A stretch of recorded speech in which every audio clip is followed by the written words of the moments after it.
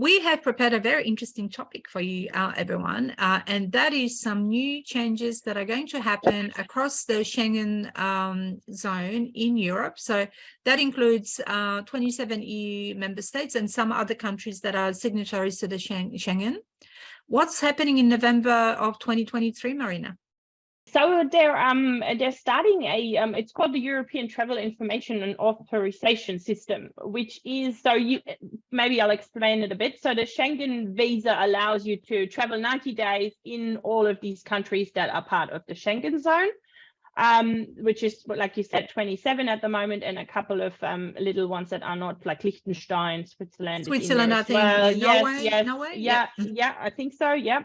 That you can travel freely for 90 days and you don't have to, there's no changing of visas, or you can hop from just country come in, to country.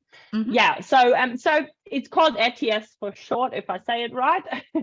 And it's just an electronic system. So what it is I think it sort of mainly tells you, the Schengen zone, that you're not a terrorist or anyone bad entering their countries. So that's what I call it. And that's, I think, the main reason for starting it is. I think so. It's very similar to what's happening if you go, what happens if you go to America. So you don't need to apply for a visa, but you need to apply for an entry permit. And that one is, I think, valid for 2 years and similar to the one we're talking about. And it, I think it's €7. You apply online, and 3 years. So it's 3 years. Okay. Yeah, valid for 3 years.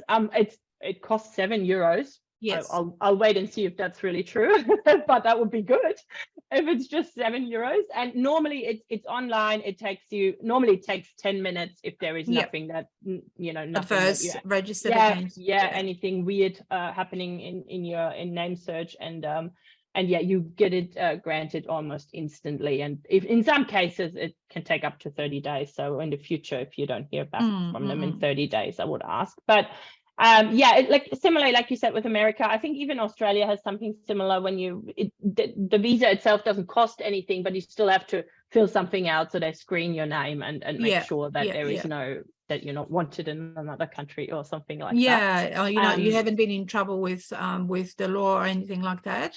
And I think it'll also help them monitor how long you're staying, because at the moment it's pretty fluid. So if you enter, say, Europe through Germany, what happens within those 90 days is pretty open. Like, you can go anywhere. You can't work or study or purchase property or any of that. But essentially, it's not monitored. So I think this move, and by the way, they've delayed it a couple of times because, as you can imagine, it's a massive, like, especially in summer or winter, when people go on holidays.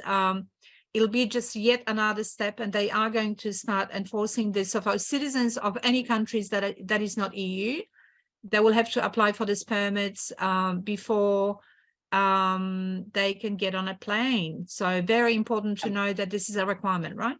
Yeah, absolutely. And like you said, they don't keep track because there's no borders, right? You can just drive, hop in your car and drive to France, and no one will stop you.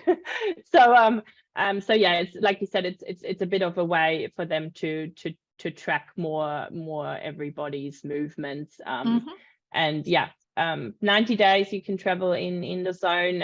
Also interesting, if you hop out of the zone, so let's say you land in Germany and you're going to England for 10 days, that doesn't count. So you still have then it doesn't reset. Exactly. It doesn't count off your 90 days. So the time you spend in England, you still have that on your Schengen visa once you enter back into a country that is part of that. So that's also interesting to know. And of course, none of it matters if you have a German passport, right? Because you can come and go as you please, and nobody checks, and you just there, and you don't ever need to apply for a permit or a visa or anything like that. That's right.